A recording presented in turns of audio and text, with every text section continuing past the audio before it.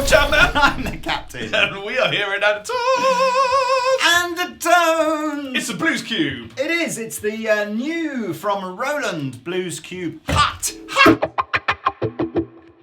And what is it? Well, I'll tell you what it is. It's essentially Roland's Diddy baby brother to the Blues Cube stage and the Blues Cube artist, which came out last year. And I guess what Roland are trying to do is they're very much looking at the most popular valve amplifiers out there in things like the Fender Hot Rod Deluxe and the Fender Blues Junior. And they're going, can we design a completely non-valve versions of those that stand up in terms of performance? Can they? Can they? This is the question on everybody's lips right now.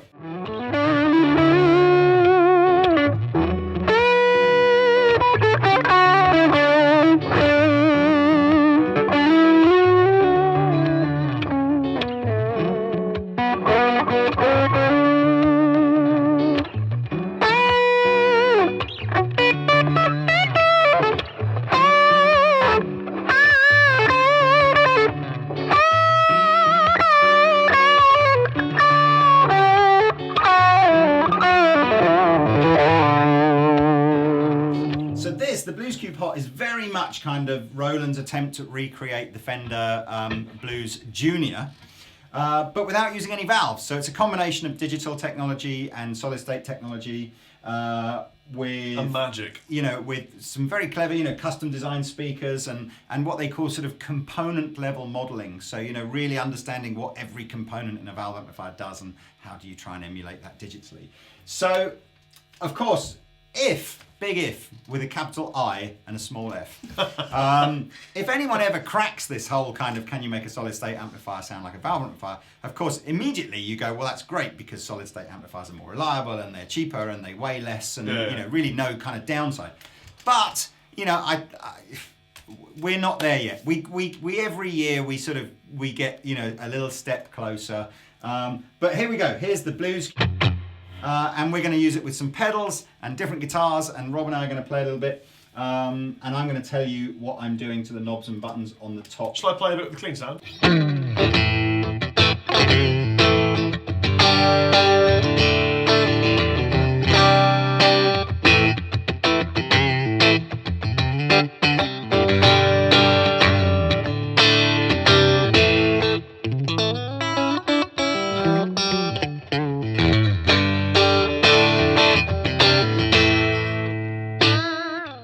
Okay, so look, what I've done here is pretty much how I would set up a Blues Junior, if I had one, which is the kind of the input gain or the first stage of the preamp pretty low, so that we're avoiding any of those kind of spikes and grumbles that you might get as you start to creep up round. Especially with a small, tiny cabinet combo. Yeah, and then I've got the sort of a scooped mid-range with a sort of a nice sort of smiley face kind of EQ, nice bit of treble. Not too much bass end, but enough for it to go plenty of reverb just to give it nice. And on this particular amplifier, what we've got here is a master volume which is set at about 9 o'clock. And we also have an overall power output mode. So I've got a really old Strat too. Yeah. It's a pretend old Strat. Which I've got set in what's called its max mode. So in other words, it's emulating a 30-watt power stage. And we'll go through that later. You can actually turn that down to 15.5 or half, I think. Shall we just run through the pickups and let people hear what they sound like? Yeah, absolutely. On the necky neck.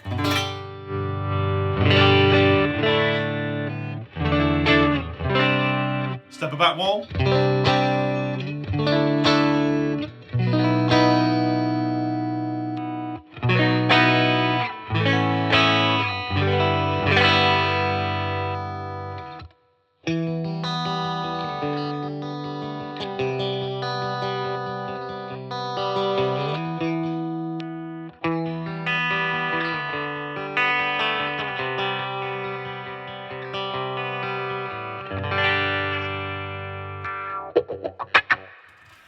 Now, on the completely crystal clean sound, I'm quite convinced. It's got that nice kind of.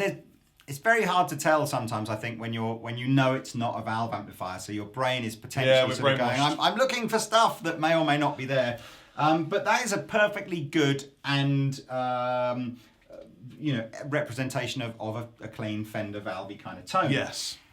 The thing with solid state amplifiers is the next level that we're going to take to, which is where we start to say, can you just do that little bit of Breakup.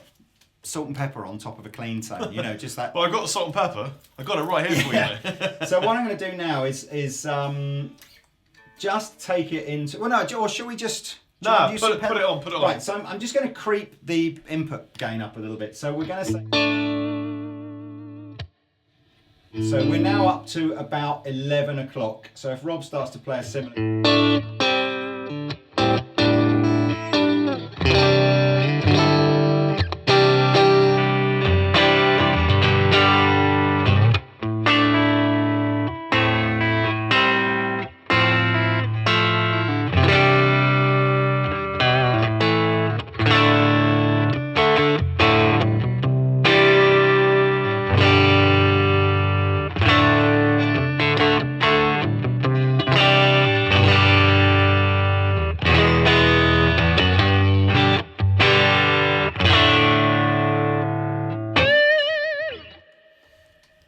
Authentic, to be fair. It sounds nice. I'm waiting for that sort of unpleasant raspiness that we sort of associate with solid state amplifiers to kick in, and it hasn't yet. Put it up some more then, Lee. Let's just let's go to sort of like say maybe 2 o'clock or something on the input volume.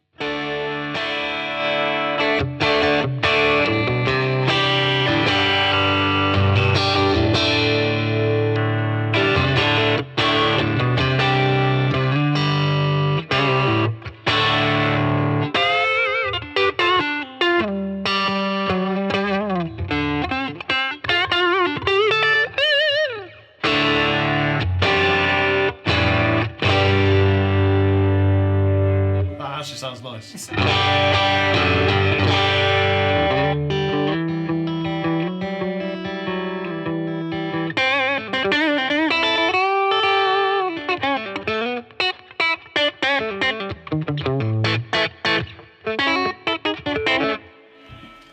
Little Johnny. Little bit of Johnny.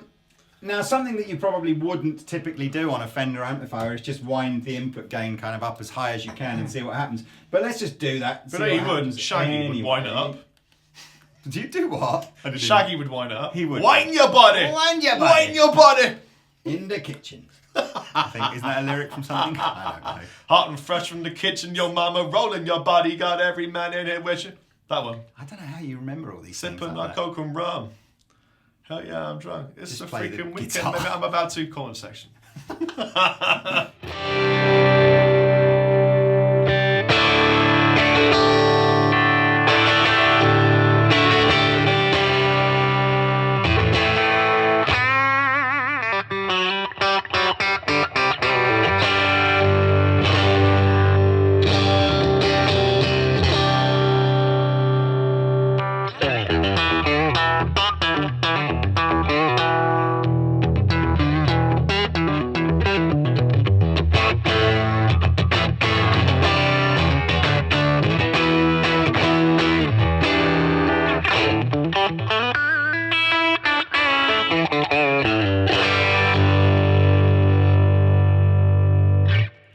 It's on the verge for me of being unrealistic to what it's matching. Oh, I see. Yeah, I don't know that you could get out of a Blues Junior that kind of tone unless it was so ear-splittingly loud it would kill you. Yeah. There is a boost button on here, which again, there's like on the Blues Junior, there's a fat switch, so I don't know if it's going to emulate that kind of thing.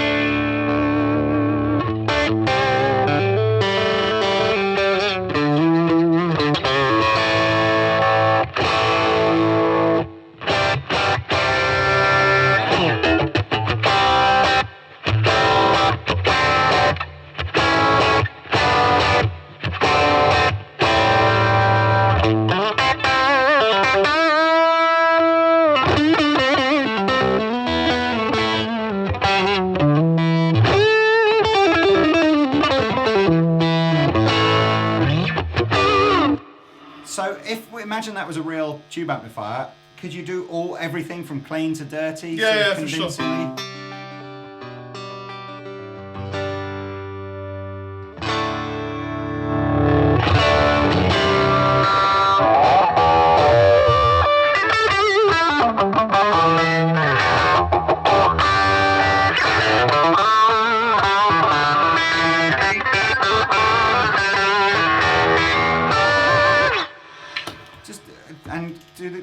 on the clean for a bit longer? I'm sort of intrigued.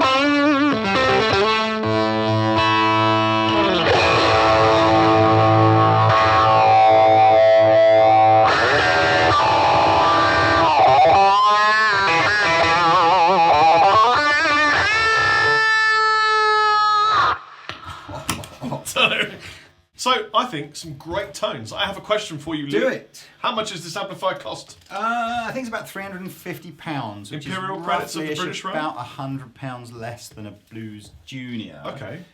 Let's just do a couple of the other things that it does. So it has a. I'm going to go back to a. I'm going to go back to when we had the sound about 11 o'clock, and I think you should change guitar. Or shall I play? I'll play. That's what we need, buddy. And what I was going to do is just quickly show you the different output volumes. So, because what's quite clever on this is as well as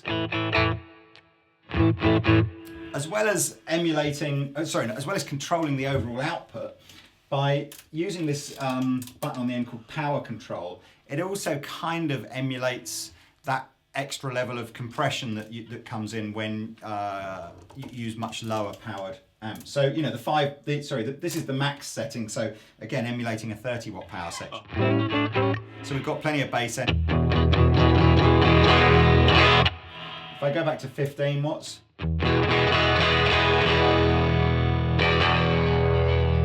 That sounds good. Kind of hear that slightly more squashy. Yeah. 5 watts.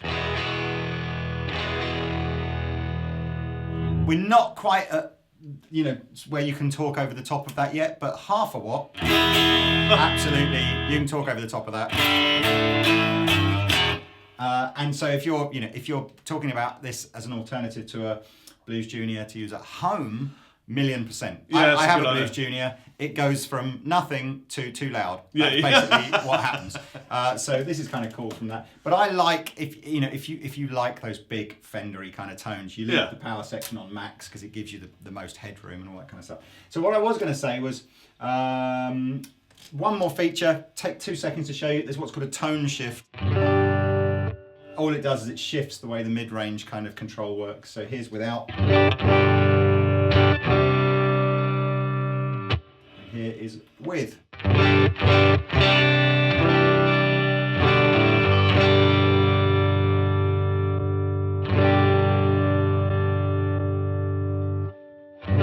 Other one.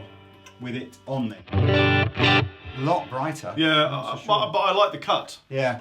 So what we were going to show in this last bit then is kind of how it might work with some pedals. So we've got 2 pedals on the floor. We've got a Timmy, which is.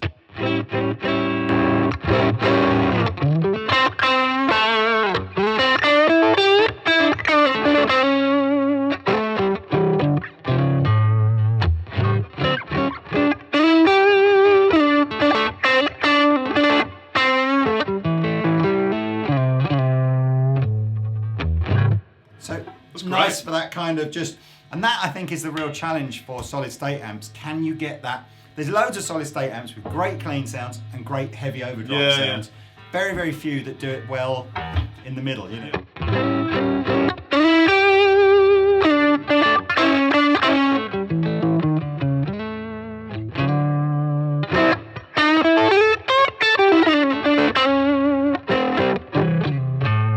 know what it's managed to do? Is it's managed to suspend my disbelief while you were doing your Captain Lee vibrato, which I love dearly. It suspended my disbelief, and I forgot that I was listening to an amplifier that isn't action-packed, full of glass. Yeah, and I think, well, we said of its bigger brother, the stage or the artist, whichever one it was about as close as you were going to get without. I mean, if someone said to me, right, I'm turning up at the door and I'm going to swap will you swap your Blues Junior for a Blues Cube? I think I'd probably go, no, you're all right, thank you. I do like my Blues Cube.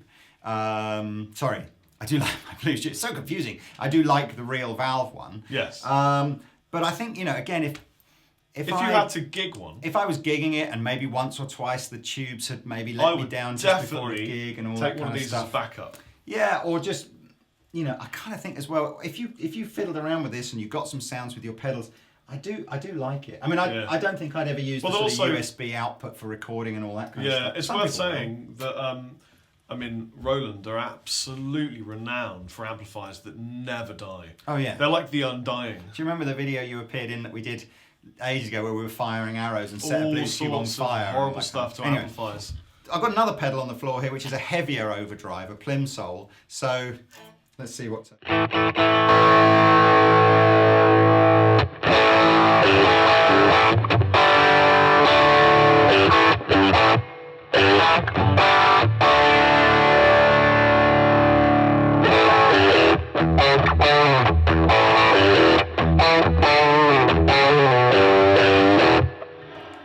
What's that like on the neck pickup then?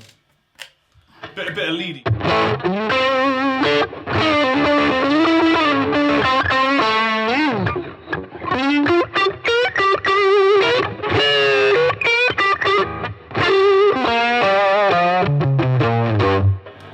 Give me the wah-wah. Give me the wah-wah. Do it, buddy. Can I wah-wah right? Get Jimmy.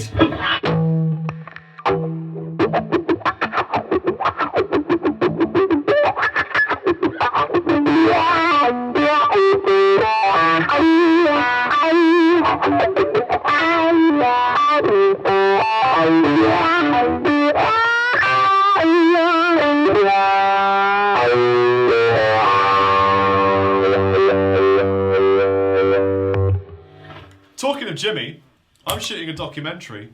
You are? At some point this year with Austin Hendricks. It's going to be really, really, really cool. And it's going to involve loads and loads of different really exciting artists. It's going to be sick. Look forward to that. So the last thing I thought I'd do on here, because I've got a looper on the floor and I like to loop and I've got some, you can sort of hear some kind of different tones and stuff. So let's see what we kind of get out of this. So...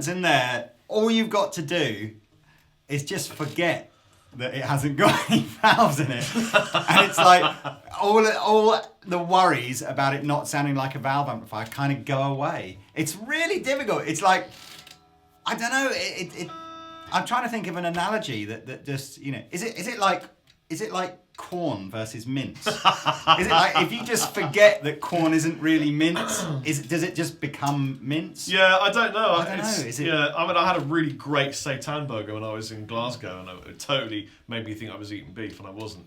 But so I don't know. I guess so. But you know what? At the end of the day, it doesn't matter. The amp sounds great. It does sound It's great, affordable. It's reliable. It's lightweight. It's lightweight. It's everything you need in an amplifier if you want a little bluesy amplifier at home. Yeah. So there we go. That's our little review of the Blues Cube Hot. Comes in cream or black. I'll put a link in the description section below where you can find out more. But for now, I have been Rob Chapman. And I've been the captain. Au Farewell. revoir.